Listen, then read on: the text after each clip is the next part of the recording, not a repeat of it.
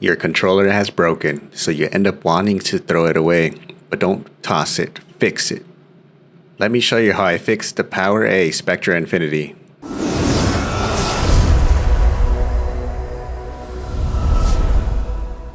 The first step to fixing your controller is to take it apart. For some backstory, I've had this controller for about 3 years now, and this will be the third or fourth time fixing it. Still love the Spectra Infinity despite some of the cheap parts, and you can watch my review for it by clicking the pop-up above. So once you've unplugged the USB cable, you can pull out your tools.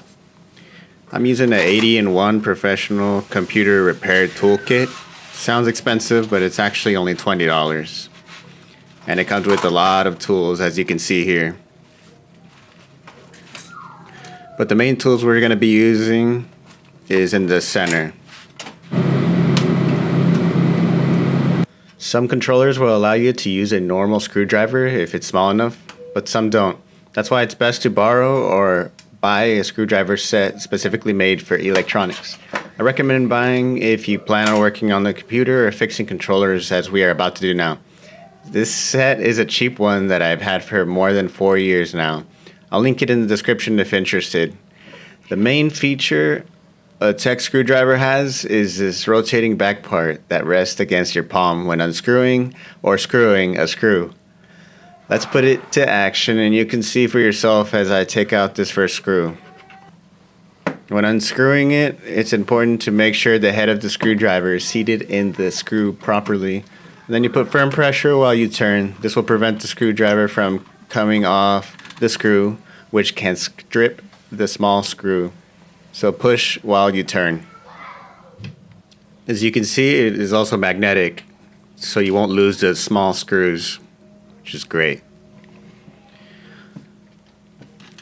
Now for unscrewing the rest of the screws, while I hyperspeed unscrew the screws, now is a good time to like the video and subscribe to help support the channel, because my wife sure doesn't.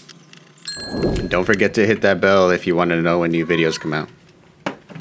So you're just going to go ahead and remove all the screws, and once you have them all out, you can pull the bottom half of the controller off like so. This is what the controller looks like on the inside. Do not be intimidated, or else you'll just have to buy a new one or something. But they're cheap, so no worries. Anyways, here's an older repair I did with the hot glue gun, which is what we're going to be using to fix this controller again. You can see all the gunky hot glue, which is basically melted plastic that hardens, which is probably why it works so well. You can see here that I also removed the trigger stoppers because I didn't use them and I felt like they were the cause of that trigger getting damaged. But the trigger is all fixed since last year. Now it's this left button that needs fixing. So let's continue with taking it apart.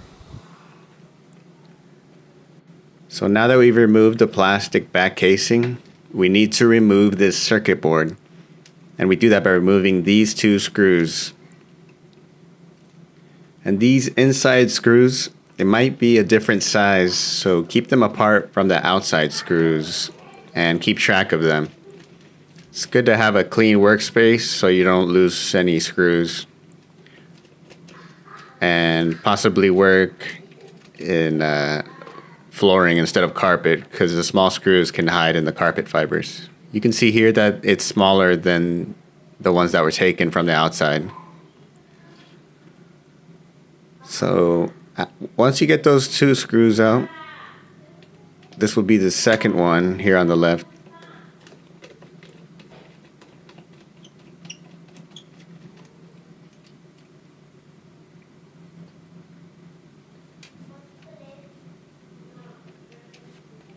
Now we can lift this circuit board off. Be careful when pulling it out because these parts are pretty delicate. But it's pretty cool seeing how the innards of a controller work. You got the rumbles down here, you got the analog. Now during this step, you do not turn the controller over. All the buttons are held in with this circuit board, so if you turn over all the buttons, they'll fall out. And you're going to spend a long time picking up all the pieces and putting them in the correct slots. Trust me, I've unfortunately done it too many times with these 3 to 4 repairs. So just keep it on the table like I have it here. Don't turn it over. There are 2 more screws to remove, which will be smaller as well. Look how easy it is with this electronic screwdriver. A magnetic tip, it's a nice touch. That's 1. Here's a view of that spin action. And there's 2. Definitely cuts time in half. And you know you're not going to strip it with a thicker screwdriver. So we can set that piece aside. Remember, don't turn it over or they're going to fall out. And push the sides of screws out of the way. And as you can see here, the part we're going to fix has already been fixed before. I'm going to show you why it failed even with the hot glue gun fix. So here's a closer look to the sides that have been fixed before. Now that I got it in the light, let me show you what was wrong with it. But first we need to separate this plastic part into 2. Because this piece is actually 2 pieces. There's no screws for this, we just need to pull them apart. Now that we got them separated, we can set this apart. We can set it aside while we focus on getting the part remended with hot glue. This is the side we are going to fix. As you can clearly see, the hot glue that I applied cracked under the pressure. Too aggressive with Brigette's whip shot on Overwatch, I guess. So just fire up whatever hot glue gun you got and apply it to the damaged area. Then we can swipe our finger on it so it won't be so bulbous. We don't want the hot glue gun interfering with the internals since the parts are very confined. Now we can apply pressure to make sure it is sealing the crack properly and holding it together. While holding it together, we can blow on the hot glue to cool it down faster.